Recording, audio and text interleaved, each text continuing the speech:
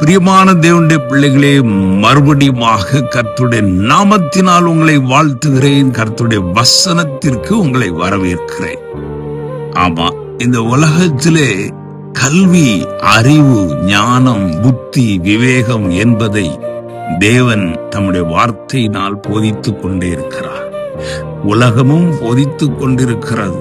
படிக்கிறோம், படித்துக் கொண்டே இருக்கிறோம். ஒரு காலம் வரை படிக்கிறோம். அதற்கு பின்பு அதற்கேற்ற வேலைகள் இருக்கிறது. எல்லாவற்றையும் இந்த உலகத்தில் நாம் பார்க்கிறோம்.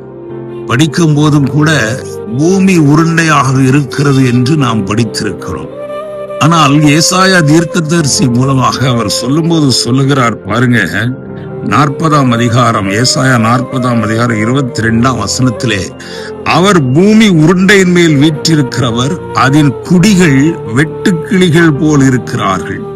அவர் வானங்களை மெல்லிய திரையாக பரப்பி அவைகளை குடியிருக்கிறதற்கான கூடாரமாக விரிக்கிறார்.